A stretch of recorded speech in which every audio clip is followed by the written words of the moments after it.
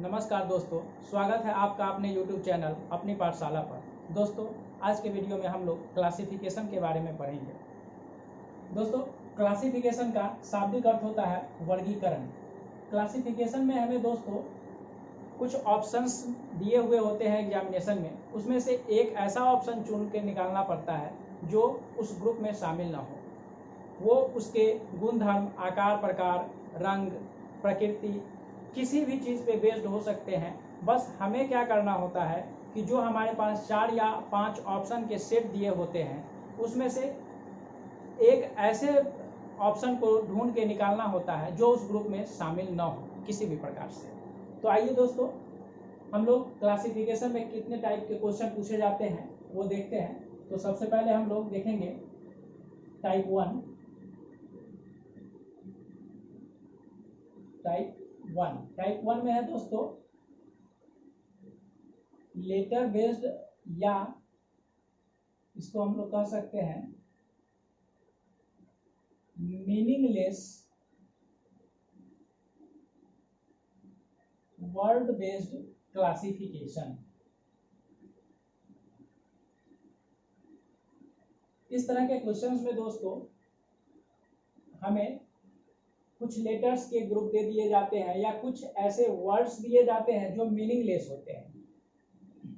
तो आइए देखते हैं कि जैसे दोस्तों इस तरह के क्वेश्चन में हमें दे देगा, जैसे दे दिया एक ऑप्शन में PQT, दूसरा ऑप्शन दे दिया हमें UVY, सी में दे दिया DEH एंड डी ऑप्शन दे दिया IJN। ये यहाँ जे है दोस्तों, IJN। आइए इन चारों ऑप्शन में हम लोग ऑड मैन आउट ढूंढने की कोशिश करते हैं।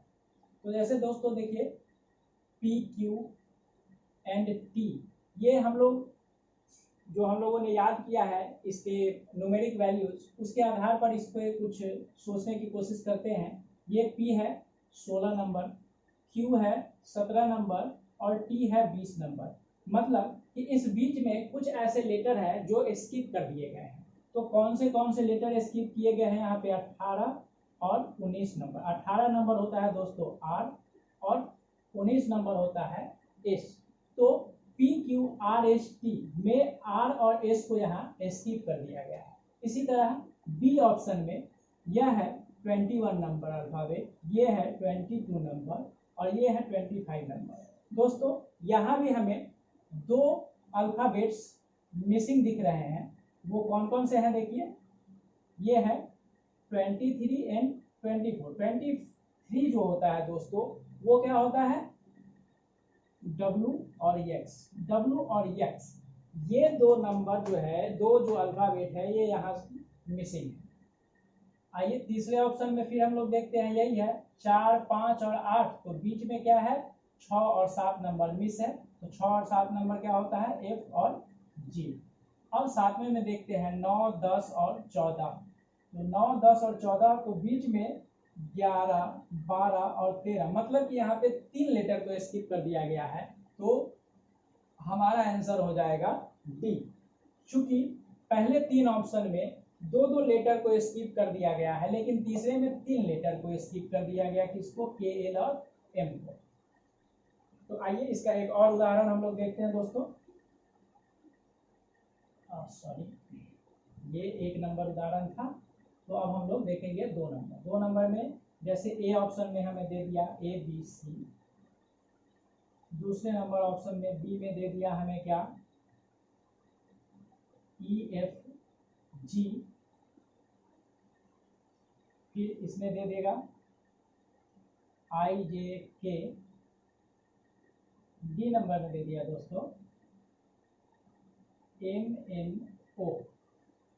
अब इसमें हम लोग जो भिन्न है वो ढूंढने का कोशिश करते हैं। यहाँ देखिए दोस्तों ABC 3 लगातार अल्फाबेट्स दे दिए गए, EFG 3 लगातार अल्फाबेट्स दे दिए गए, IJK 3 लगातार अल्फाबेट्स हैं, MNO 3 लगातार अल्फाबेट्स है। अगर इसको हम न्यूमेरिक वैल्यू के आधार पर देखें तो 1 2 3 5 6 7 9 10 11 13 14 एंड 15। तो यहाँ हम लोग क्या देख रहे हैं कि 1 2 3 4 स्किप है, 6 8 स्किप है, 9 10 11 12 स्किप है। लेकिन हम तो इसमें चारों में एक सिमिलर पैटर्न देख रहे हैं, तो यहाँ हमें क्या करना है कि ऑड मैन आउट ढूंढना है। तो ये लॉजिक हमारा यहाँ काम नहीं करेगा दोस्तों। तो अब हमें दूसरे तरीके से सोचना होगा इस क्वेश्चन के लिए। तो आइए देखते हैं कि क्या वो दूसरा तरीका है। अब हम लोग यहाँ देखेंगे वोवेल और कॉन्सोनेंट का कंसेप्ट। देखिए दोस्तों, इसमें जो फर्स्ट लेटर है वह क्या है, वोवेल है। दूसरे बी नंबर ऑप्शन में भी वोवेल है। सी में जो फर्स्ट लेटर है वो भी वोवेल है, लेकिन डी में जो है जो लास्ट लेटर है वो वोवेल है। तो ये कॉन्सोनेंट से स्टार्ट हो रहा है, लेकिन बाद बाकी जो तीन ऑप्शन हमारे पास है वो वोवेल से स्टार्ट हो रहे हैं। That means this is our answer. So ये हमारा क्या होगा, उत्तर हो जाएगा इस क्वेश्चन के लिए। तो ये टाइप 1 था दोस्तों। आइए अब हम लोग टाइप 2 देखेंगे।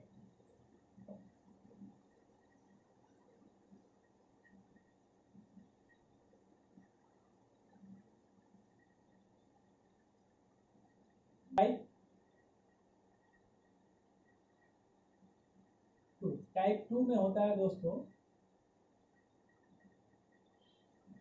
Meaningful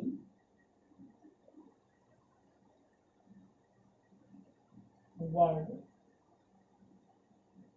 based classification. यहाँ हम लोग पहला टाइप में हम लोगों ने क्या देखा कि यहाँ पे मीनिंग लेस वर्ड पे आधारित था, और यह जो है वह मीनिंगफुल वर्ड पे आधारित है। तो आइए हम लोग इसका एग्जाम्पल के सहारे इसको समझने की कोशिश करते हैं। जैसे एक क्वेश्चन आपको दे देगा, ए में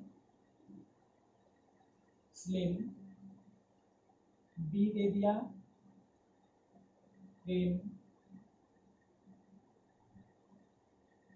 great and D number option दे दिया फ्लाइट।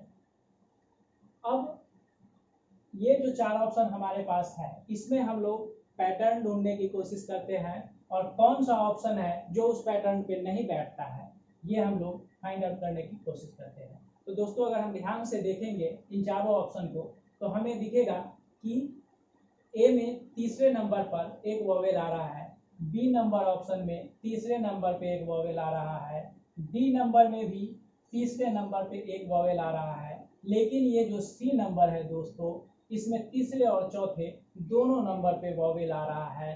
दैट मीन्स कि ये इसका जो तीसरा नंबर क्वेश्चन ऑप्शन है उसमें दो वोवेल है, और बाद बाकी जो ऑप्शंस है उसमें एक एक वोवेल्स ही दिए गए हैं। तो यहाँ सी नंबर ऑप्शन हमारा आंसर हो जाएगा। आइए एक और एग्जाम्पल के सहारे हम लोग इसे समझने का कोशिश करते हैं कि दोस्तों, अब जैसे दे देगा, मान लीजिए मिनट, सेकेंड, आवर, टाइम। दोस्तों, अब इस क्वेश्चन में जो चार ऑप्शन है उसको अगर ध्यान से देखेंगे हम लोग तो हमको देखने को एक पैटर्न मिलता है क्या कि ए नंबर ऑप्शन जो मिनट है वो टाइम का यूनिट है, सेकेंड भी टाइम का यूनिट है, आवर भी टाइम का यूनिट है, लेकिन डी जो है वह कोई यूनिट नहीं है, ये तो टाइम है, समय है। तो ये ऑड है, ये इस ग्रुप से बाहर है, इसलिए हमारा आंसर यहाँ पे ऑप्शन नंबर डी टाइम हो जाएगा। तो ये था दोस्तों टाइप 2। आइए दोस्तों अब हम लोग टाइप 3 देखते हैं।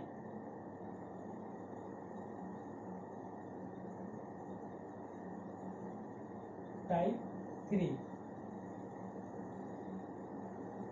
Digit based classification. दोस्तों, ये जो डिजिट बेस्ड क्लासिफिकेशन है इसमें हमें कुछ नंबर्स या ग्रुप ऑफ नंबर्स हमारे पास ऑप्शंस में दे दिए जाते हैं, और उसमें से एक जो भिन्न होता है उसे हमें ढूंढ कर निकालना होता है। तो आइए एग्जाम्पल के सहारे हम लोग इसको भी देखने का कोशिश करते हैं। जैसे दोस्तों अगर ए में दे देता है 122, बी ऑप्शन दे दिया 132, सी ऑप्शन है मेरे पास 142 एंड डी ऑप्शन है हमारे पास 153 दोस्तों। तो अगर इन चारों ऑप्शन को हम गौर से देखते हैं दोस्तों, तो हम पाएंगे कि option number A B C ये जो तीनों हमारे पास नंबर्स दिए गए हैं वो इवन नंबर्स हैं, लेकिन ये जो डी नंबर ऑप्शन है वो ऑड नंबर है, और इस तरह से यह इस श्रेणी से अलग हो जाता है और ये हमारा आंसर हो जाएगा। अब इसी तरह से दूसरा एग्जाम्पल हम लोग देखेंगे। जैसे ए में अगर हमारे पास ऑप्शन में दिया है 4, बी 16, सी 64 एंड डी 100। तो यहाँ दोस्तों अगर इस चारों ऑप्शन को हम देखते हैं तो क्या हमें देखने को मिलता है कि जैसे ए नंबर ऑप्शन जो है ये 2 का स्क्वायर है, बी नंबर 4 का स्क्वायर, सी नंबर 8 का स्क्वायर और डी नंबर 10 का स्क्वायर। तो इस तरह से दोस्तों हम देख रहे हैं कि चारों का चारों जो ऑप्शन है वह एक वर्ग संख्या दिया हुआ है। और दूसरी चीज है कि ये चारों का चारों जो हमारे पास ऑप्शन है वह इवन नंबर है। तो ये दो लॉजिक तो यहाँ काम नहीं कर रहा है दोस्तों। तो अब हम इसमें कुछ और अलग प्रॉपर्टी ढूंढने का प्रयास करेंगे कि कौन सी वह संख्या है जिसमें वो अलग प्रॉपर्टी है और वही हमारा आंसर होगा। तो दोस्तों ये सी नंबर ऑप्शन जो है इसमें हम देखते हैं कि यह 8 का स्क्वायर तो है ही, साथ साथ यह 4 का घन भी है, मतलब 4 का क्यूब भी है। जैसे 4 को अगर हम 3 बार गुना करेंगे तो हमें 64 प्राप्त होगा। तो इस तरह से यह सी नंबर ऑप्शन हमारा आंसर हो जाएगा। तो ये था दोस्तों टाइप 3। अब हम लोग टाइप 4 देखते हैं। जो टाइप 4 है दोस्तों वह होता है जनरल नॉलेज बेस्ड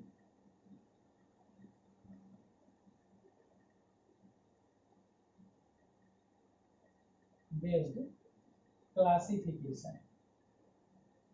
इसमें जो क्वेश्चंस होते हैं दोस्तों वो जनरल नॉलेज के बेस पे आधारित होते हैं। तो आइए देखते हैं। जैसे इसमें एक एग्जांपल अगर हमारे पास ऑप्शंस है cat, dog, tiger and suppose कि ऑक्टोपस दे दिया चौथे number option.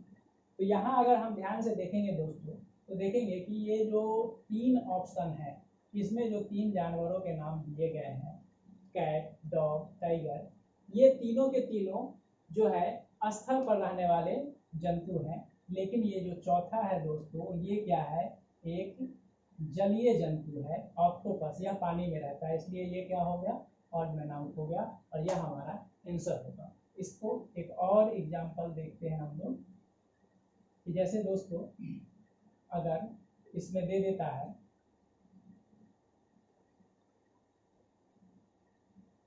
Rigveda, B option दे दिया आयुर्वेदा, सी नंबर ऑप्शन है सामवेद और अथर्ववेद।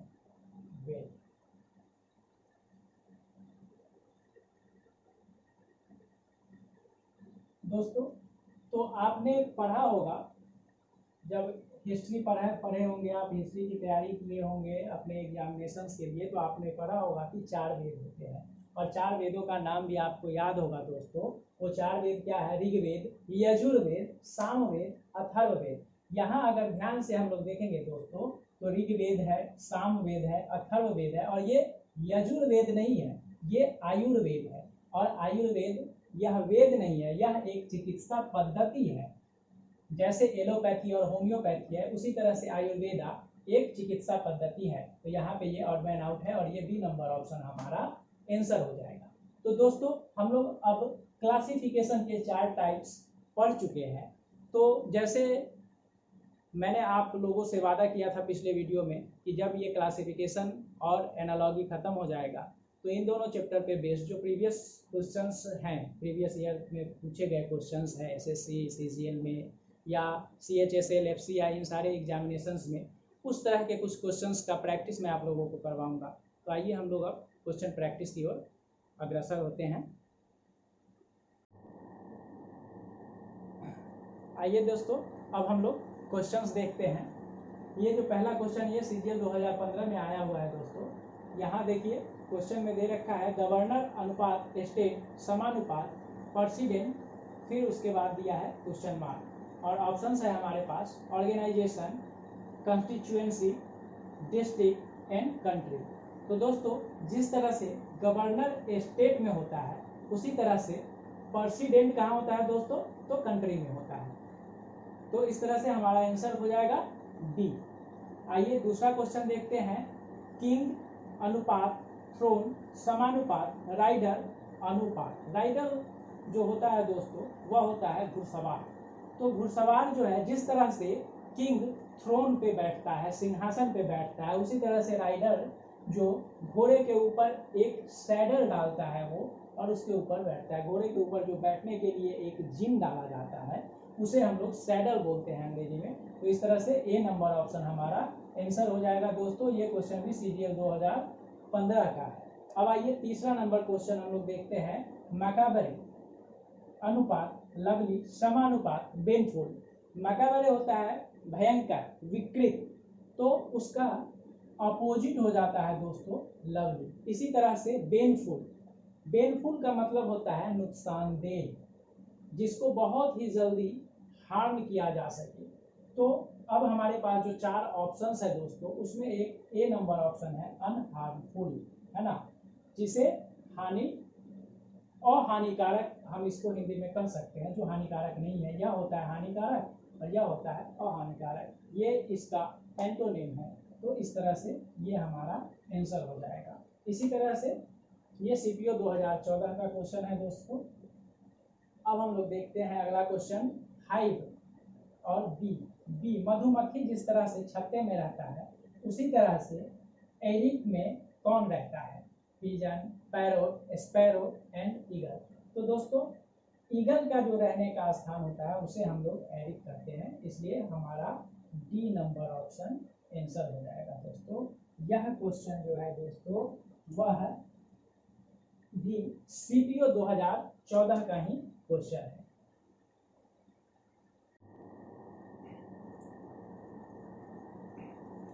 दोस्तों आइए देखते हैं अगला क्वेश्चन, क्वेश्चन नंबर 5। यहाँ दोस्तों ये अल्फाबेट पे आधारित क्वेश्चंस हैं।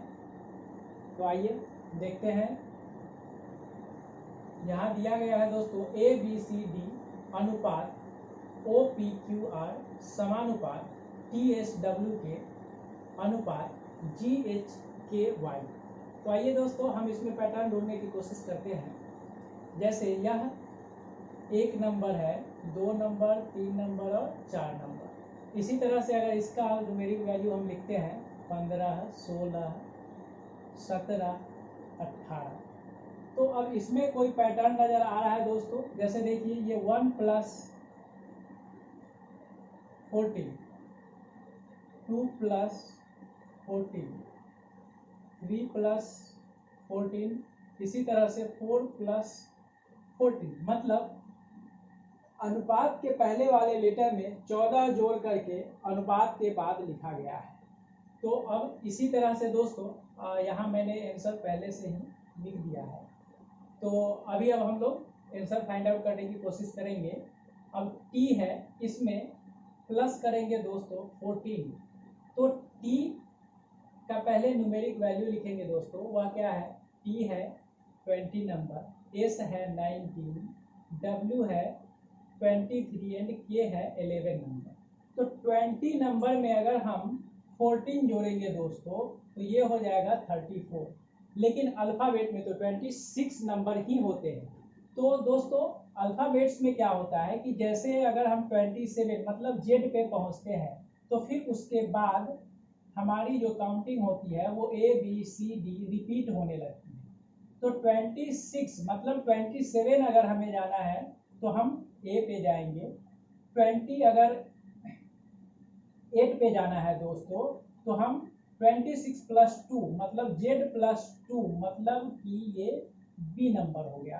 तो इसी तरह से दोस्तों जैसे 20 है तो 20 + 6 तो 26 हो जाएगा।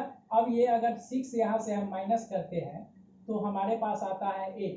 तो जो 8 नंबर न्यूमेरिक वैल्यू वाला अल्फाबेट होगा वह यहाँ फर्स्ट नंबर पे आएगा। तो 8 नंबर क्या होता है दोस्तों? H। तो यहाँ आ जाएगा H।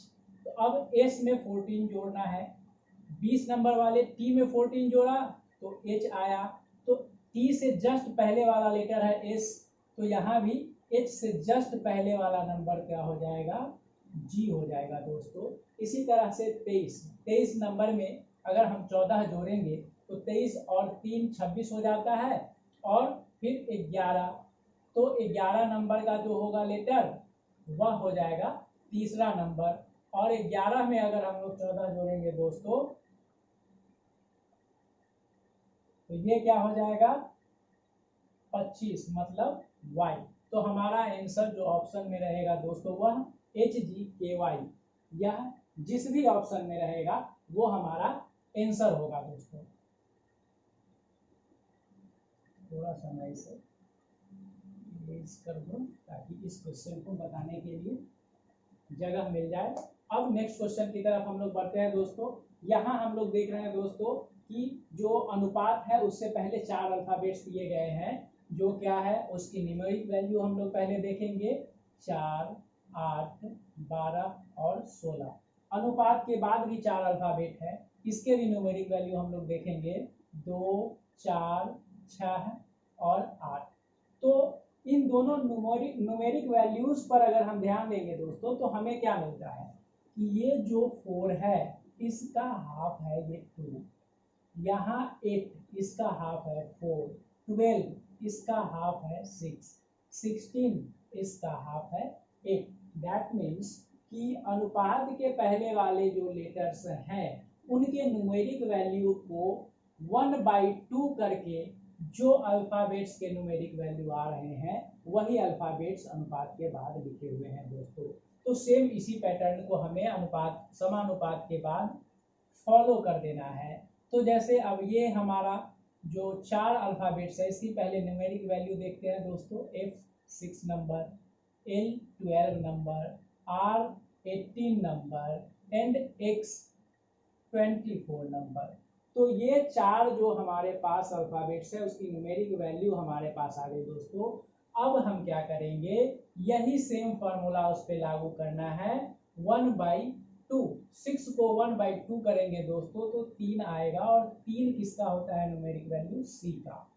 फिर अगर हम 12 को डिवाइड करेंगे 1/2 से गुना करेंगे या 2 से डिवाइड करेंगे तो हमें प्राप्त होगा दोस्तों 6, और 6 नंबर किसका होता है न्यूमेरिक वैल्यू? F का दोस्तों। इसी तरह से 18 को अगर हम 2 से डिवाइड करते हैं तो आता है 9, और 9 नंबर जो हमारा अल्फाबेट होता है वह क्या होता है दोस्तों? I। इसी तरह से अब ये 24 को अगर हम 2 से डिवाइड कर देते हैं दोस्तों तो हमें मिलता है 12, और 12 नंबर जो होता है वह कौन से अल्फाबेट का होता है दोस्तों? तो ये L का होता है। तो इस तरह से हम अपने आंसर तक पहुंच गए, और अब यहाँ ऑप्शन में A, B, C, D जिसमें भी हमारा यह ऑप्शन दिखेगा हमारा वह आंसर हो जाएगा। इसी तरह से अब नेक्स्ट क्वेश्चन को हम लोग देखते हैं दोस्तों। यहाँ भी 4 अल्फाबेट के सेट दिए गए हैं, अनुपात से पहले, अनुपात के बाद और फिर समानुपात के बाद भी इसी तरह से दिए गए हैं। तो अब हम इस क्वेश्चन में भी पैटर्न ढूंढने की कोशिश करते हैं दोस्तों।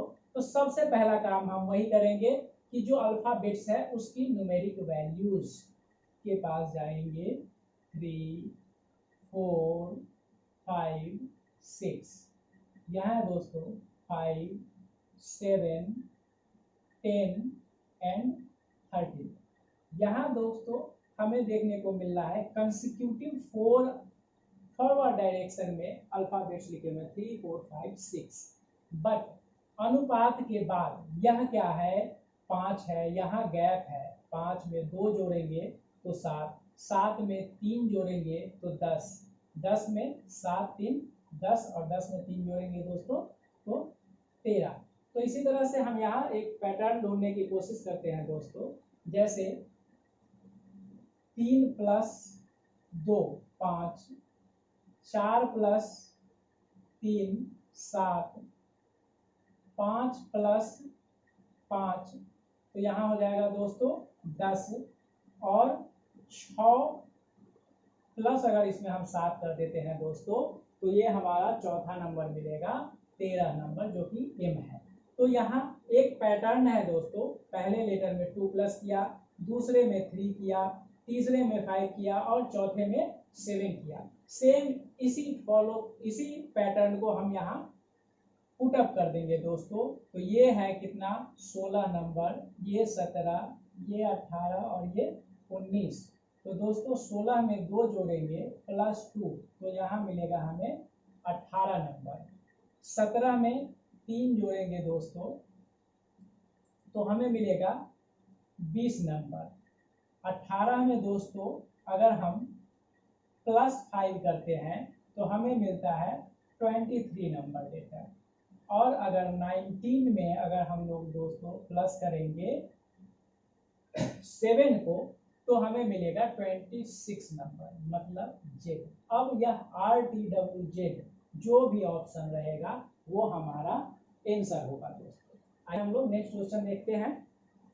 इस क्वेश्चन में दोस्तों दिया गया है नंबर, यह एक मीनिंगफुल वर्ड लग रहा है लेकिन अनुपात के बाद जो है वह क्या किया है कि जम्बल्ड दे दिया है। फिर उसी तरह से समानुपात के बाद जो फर्स्ट लेटर है वह एक मीनिंगफुल वर्ड है और उसके बाद क्वेश्चन मार्क है दोस्तों, और हमारे पास जो ऑप्शंस है वो भी जम्बल्ड है। इसका मतलब है कि यहाँ कहीं ना कहीं जो अल्फाबेट्स दिए गए हैं उनकी जम्बलिंग पे आधारित ये क्वेश्चन है। तो अब क्या जम्बलिंग का सीक्वेंस है वो हमें ढूंढ लेंगे अगर हम लोग दोस्तों, तो हम अपने आंसर तक आसानी से पहुंच जाएंगे। तो अब देखिए दोस्तों, पहला जो 2 लेटर है NU, हम अगर अनुपात के इस साइड आते हैं तो ये उल्टा मिलता है हमें। इन दोनों का जो प्लेस है वह चेंज हो गया है, आपस में इंटरचेंज हो गया है, UN हो गया है। इसी तरह से MB BM हो गया है दोस्तों और ER को RE लिख दिया गया है। तो सेम यही पैटर्न हम लोग यहाँ फॉलो करेंगे। GH को हम लोग लिखेंगे HG, OS को हम लोग लिखेंगे SO, NTS को हम लोग लिख देंगे ST। अब जो हमारे पास 4 ऑप्शन है दोस्तों, इसमें ढूंढेंगे, अगर ये हमें मिल जाता है जो जिस ऑप्शन में वो हमारा आंसर हो जाएगा। HG, ये OS नहीं मिल रहा है, HG HO नहीं मिल रहा है, C number HG SO ST, C number हमारा आंसर हो गया दोस्तों। तो ये हो गए अल्फाबेट्स पे आधारित कुछ क्वेश्चंस। अब आगे हम लोग देख रहे हैं कुछ क्वेश्चंस जो न्यूमेरिक वैल्यूज पर आधारित है। आइए देखते हैं नेक्स्ट क्वेश्चन दोस्तों।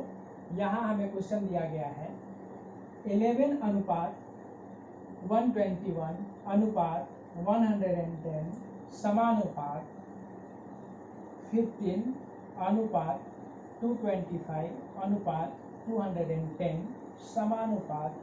अब इसके बाद एक क्वेश्चन मार्क दे दिया गया है दोस्तों और हमारे पास 4 ऑप्शंस दे दिए गए हैं। ये जो 2 अनुपात समानुपात के बाद 2 जो हमारे पास सीक्वेंस दिए गए हैं इसमें जो भी रिलेशन है उसे फाइंड आउट करके और तीसरा जो अरेंजमेंट है वो हमें ढूंढना है दोस्तों। तो आइए देखते हैं। यहाँ अगर हम देखेंगे दोस्तों तो ये 11 और अनुपात के बाद 121, ये क्या है, पहले नंबर का स्क्वायर है दोस्तों।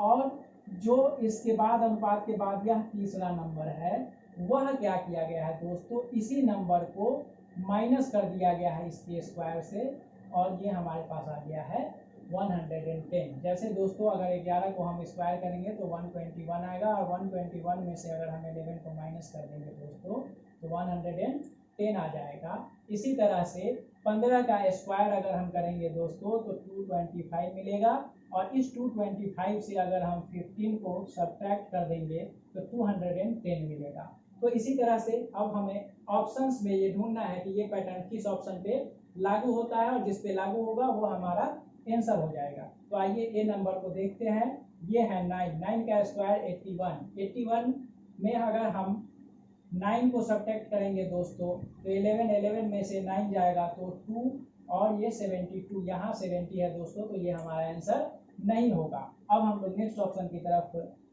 बढ़ते हैं। तो 19 का जो स्क्वायर होता है दोस्तों वह 361 होता है। तो अब 361 और 361 से अगर हम 19 को माइनस करेंगे दोस्तों तो 11 में से 9 अगर माइनस होगा तो 2, 5 में से 1 गया तो 4, और ये 3 42। यह उस पैटर्न पे आधारित है, तो ये हमारा आंसर हो जाएगा। और अब ये सी और डी को देखने का कोई अभिप्राय नहीं है, लेकिन चूंकि हम लोग अभी डिस्कस कर रहे हैं क्वेश्चन, तो हम लोग देख लेते हैं। यह 17 है, 17 का स्क्वायर होता है दोस्तों 289, ये उस पैटर्न को फॉलो नहीं कर रहा है। 16 का स्क्वायर होता है 256, ये भी 255 है, तो ये भी उस पैटर्न को फॉलो नहीं कर रहा है, तो ये भी आंसर नहीं होगा। हमारा आंसर हो जाएगा बी नंबर। आइए दोस्तों अब हम लोग नेक्स्ट क्वेश्चन की तरफ चलते हैं। यहाँ दिया गया है दोस्तों 1 2 3 4, यहाँ 4 1 3 2, यहाँ दे दिया गया अनुपात के बाद 5 6 7 8।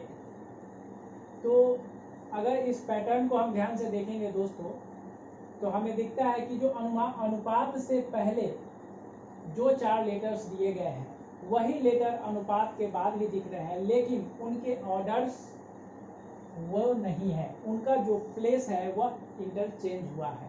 तो वो जो इंटरचेंज का पैटर्न है, अगर हम लोग वो फाइंड आउट कर लेते हैं दोस्तों तो हम अपने आंसर के पास आसानी से पहुंच जाएंगे। तो आइए देखते हैं क्या पैटर्न है।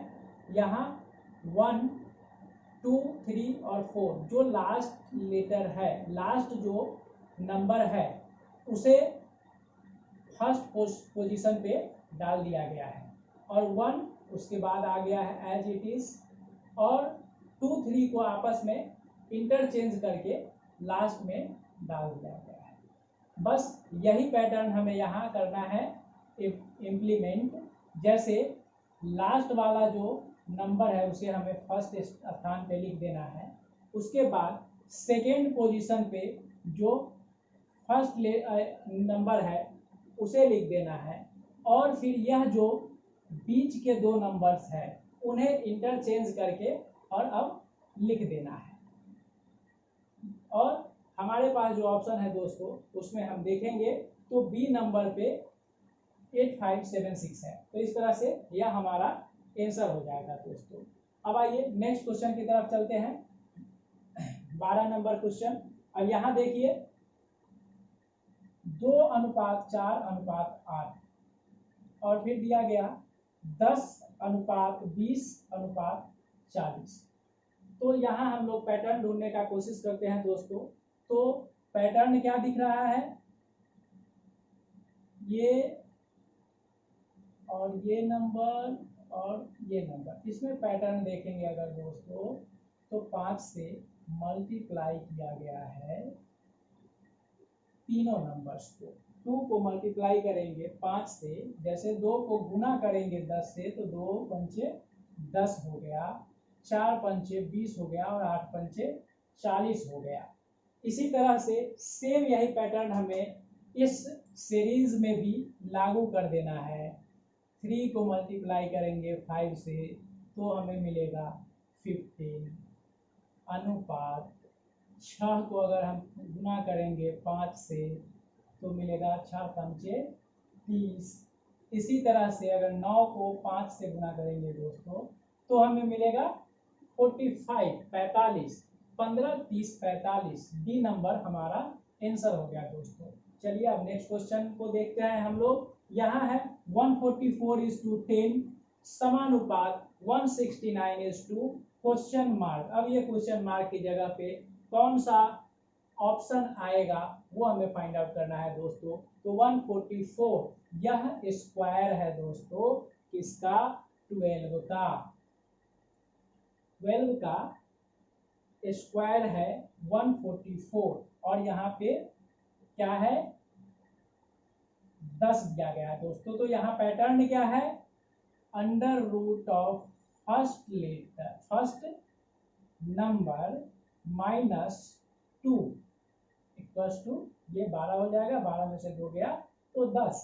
इसी तरह से under root of 169 -2 under root of 169 equals to 13 -2, that means option number B 11 हमारा आंसर होगा दोस्तों। अब आते हैं हम लोग नेक्स्ट क्वेश्चन की तरफ। यहाँ दिया गया है अनुपात से पहले अगर हम लोग देखें दोस्तों तो 11 अनुपात के बाद 38 समानुपात के बाद इसी तरह से 13 दिया गया और बाद में स्थान को खाली छोड़ दिया गया या क्वेश्चन मार्क दिया गया। तो अब इस क्वेश्चन मार्क की जगह पे कौन सा ये ऑप्शन आएगा वो हमें फाइंड आउट करना है दोस्तों। अब यहाँ हम देखेंगे 11 और 38, तो यहाँ पे स्क्वायर वाली बात हो नहीं सकती है, नंबर बहुत ही छोटा है। तो हम देखेंगे कुछ ना कुछ मल्टीप्लाई या एडिशन सब्ट्रैक्शन हो सकता है। तो आइए देखते हैं दोस्तों, यहाँ 11 है, अगर 11 को दोस्तों हम 3 से मल्टीप्लाई कर देते हैं, मल्टीप्लाई बाई 3, तो हमें मिलता है 33 और अगर इसमें हम 5 को जोड़ देते हैं दोस्तों तो हमें मिलेगा 38। तो बस कुछ नहीं करना है, इसे भी हम मल्टीप्लाई करेंगे 3 से 39 प्लस 5 44 हमारा आंसर हो जाएगा बी। अब नेक्स्ट क्वेश्चन की तरफ आते हैं, ये मिक्स सीरीज का क्वेश्चन है। यहाँ दिया गया है 2 अल्फाबेट्स एंड बाद में एक नंबर दिया गया है। तो 2 अल्फाबेट्स है हमारे पास कौन कौन, 4 और 5 नंबर, यहाँ है 4 और यहाँ है 5। तो हमें इसमें कोई ना कोई पैटर्न ढूंढना है जिससे कि हमें यहाँ पे 10 मिले। तो 10 कैसे मिलेगा दोस्तों, यह जो पहले वाला अल्फाबेट्स का न्यूमेरिक नंबर 4 है, इसे अगर हम डिवाइड कर देते हैं 2 से और फिर जो हमें संख्या प्राप्त होगी उसे अगर हम मल्टीप्लाई कर देंगे बाद वाले लेटर के न्यूमेरिक वैल्यू से, तो हमें 10 प्राप्त होगा दोस्तों। कैसे, 4/2 इक्वल्स टू 2 एंड 2 को मल्टीप्लाई करेंगे 5 से तो 10। अब यही पैटर्न हमें यहाँ लागू करना है दोस्तों। H है 8 नंबर और I है 9 नंबर, तो हम 8 को क्या करेंगे, डिवाइड बाई 2, 4 इंटू 9 36, ये हमारा आंसर हो गया दोस्तों। आइए अब नेक्स्ट क्वेश्चन की तरफ चलते हैं दोस्तों। अभी तक हम लोगों ने एनालॉजी के क्वेश्चंस देखे, अब आइए कुछ क्लासिफिकेशन के क्वेश्चंस देखते हैं। तो दोस्तों ये जो क्वेश्चन है इसके लिए पहले निर्देश को हम लोग पढ़ेंगे कि दिए गए विकल्पों में से संख्याओं का समुच्चय छांटिए जो प्रश्न में दिए गए संख्याओं के समुच्चय से सबसे अधिक मेल खाते हैं। तो इस तरह के क्वेश्चन में दोस्तों एक समुच्चय दे दिया जाता है, एक सेट दे दिया जाता है हमें और 4 सेट हमारे ऑप्शन में होता है और जो पहले सेट में जो पैटर्न होता है उसी के बेस पे सबसे ज़्यादा मेल खाने वाला जो ऑप्शन होता है वो हमारा आंसर होता है। तो आइए अब पहले क्वेश्चन को हम लोग देखते हैं दोस्तों। तो यहाँ क्या है कि इस सेट में 3 एलिमेंट है, पहला जो है वह 3 है, तो पहले का दूसरे से रिलेशन हम लोग फाइंड आउट करते हैं। तो अगर इसको हम 3 से मल्टीप्लाई कर देंगे तो 3 3 जा 9 आ जाएगा दोस्तों, 3 3 9। और अब इस 9 में अगर हम लोग दोस्तों 2 ऐड कर देते हैं तो हमारे पास आ जाएगा 11। तो अब यही पैटर्न हम लोग इस नीचे जो 4 ऑप्शन है उसमें फाइंड आउट करने का कोशिश करते हैं। तो आइए दोस्तों सबसे पहले हम लोग ऑप्शन ए को देखेंगे। यहाँ है 5 इंटू 5 25, लेकिन इसके बाद हमें यह 25 से भी छोटा नंबर दिया गया है, इसलिए यह हमारे पैटर्न को फॉलो नहीं करेगा दोस्तों। अब देखिए B number option, B number दोस्तों अगर बी नंबर ऑप्शन हम लोग देखेंगे तो यहाँ हमें क्या मिलता है कि पहला एलिमेंट 6 है, दूसरा 36 है और तीसरा 38 है। तो ये 6 है, 6 को अगर हम 6 से मल्टीप्लाई कर देंगे तो दोस्तों 36 आ जाएगा। जैसे यहाँ 3 को हमने 3 से मल्टीप्लाई कर दिया, जो नंबर है उसी से मल्टीप्लाई कर दिया, या यूँ कहिए कि इसका स्क्वायर कर दिया। तो इसी तरह से 6 को अगर हम 6 से उसी संख्या से गुना कर देंगे तो 36 आएगा, और इस यह जो 36 आया इसमें हम 2 जोड़ देंगे तो 38 आ जाएगा। तो यह हमारे इस पैटर्न को फॉलो कर रहा है दोस्तों, तो ये हमारा आंसर होगा। वैसे अभी हम ये दोनों क्यों नहीं होगा ये भी चेक कर लेते हैं हम लोग दोस्तों। ये 7 है तो 7 का स्क्वायर दैट मीन्स 7 इंटू 7 49 है, लेकिन +2 तो यहाँ 51 होना चाहिए, यहाँ 45 दिया, इसलिए ये आंसर नहीं होगा। डी नंबर 8 है, 8 का स्क्वायर यहाँ 64 होना चाहिए, जबकि ये 8 इंटू 2 16 दिया है, इसलिए ये भी इस पैटर्न को फॉलो नहीं करता, इसलिए ये भी आंसर नहीं होगा। इसी तरह का एक और क्वेश्चन हम लोग देखते हैं कि यहाँ इस क्वेश्चन में हमें दिया गया है जो 3 एलिमेंट्स है इस सेट में 4, 10 एंड 15। तो आइए दोस्तों अब हम लोग इसमें कुछ पैटर्न ढूंढने का कोशिश करते हैं। तो हमें क्या मिलेगा दोस्तों, जैसे यहाँ से यहाँ तक पहुँचने के लिए दोस्तों क्या किया गया है, इंटू 2 प्लस 2, जैसे 4 है, 4 को 2 से गुना करेंगे दोस्तों तो 8 मिलेगा, और उसमें 2 जोड़ देंगे तो 10 मिलेगा। और फिर तीसरे एलिमेंट को लाने के लिए क्या किया गया है दोस्तों, इंटू 3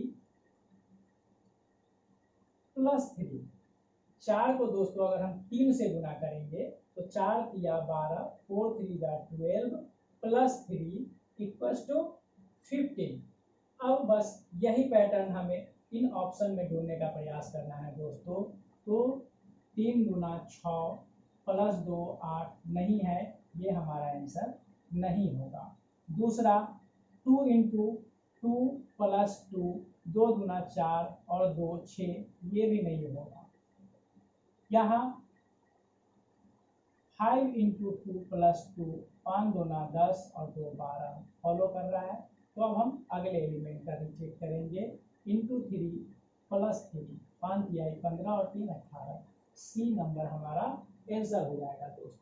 आइए अब कुछ वर्ड बेस्ड जो क्लासिफिकेशन है उसके भी कुछ एग्जांपल्स देख लेते हैं। जैसे 1 नंबर में है दोस्तों, यहाँ 4 ऑप्शंस दे दिए गए हैं, शार्पनर, कैलकुलेटर, इरेजर, पेंसिल।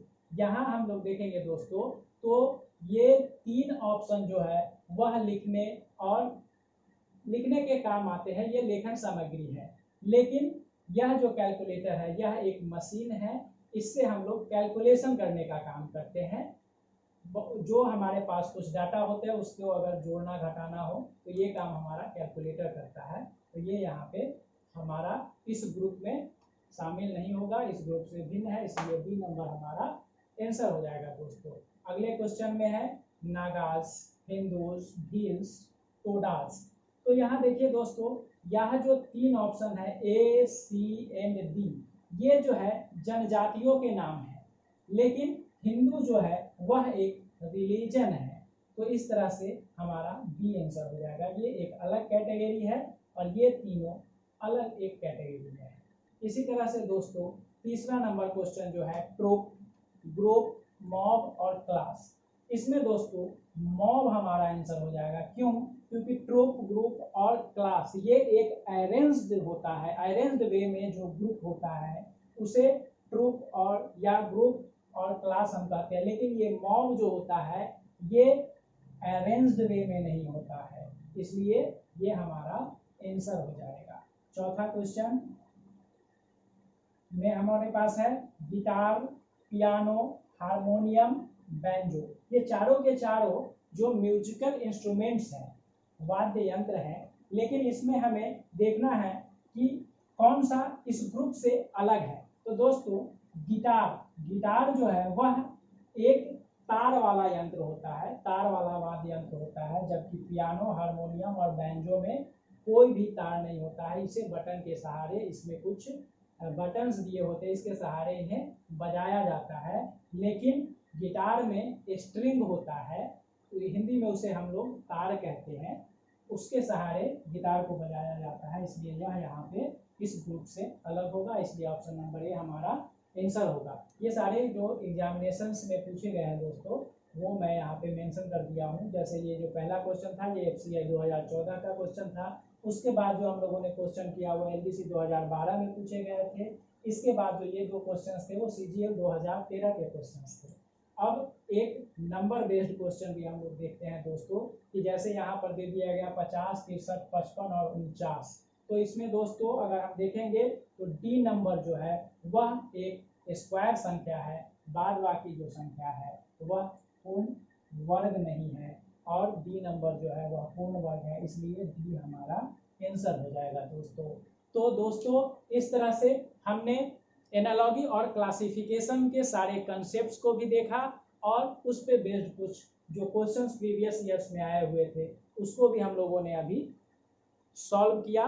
तो उम्मीद है कि आपको कंसेप्ट्स समझ में आ गया होगा, और क्वेश्चंस एग्जामिनेशन में कैसे आते हैं, उसको हम कैसे अप्रोच करेंगे, किस तरह से उस क्वेश्चन में हम आगे अपने आंसर तक बढ़ने की कोशिश करेंगे, इन सारी चीज़ों पर हमने चर्चा किया, और उम्मीद है कि आपको इससे बहुत कुछ सीखने को मिला होगा। तो दोस्तों इसी के साथ आज का वीडियो मैं ख़त्म करता हूं। दोस्तों अगर ये हमारा वीडियो आपको पसंद आए तो लाइक और सब्सक्राइब भी ज़रूर करें, और अपने जो दोस्त हैं जो पढ़ाई से जुड़े हुए हैं उनके साथ इस वीडियो को शेयर भी करें, और बहुत ही जल्द हम लोग एक नए टॉपिक पर कुछ नया रीजनिंग का टॉपिक लेकर के और कुछ नई जानकारियों के साथ आपके साथ मिलेंगे। तब तक के लिए नमस्कार दोस्तों।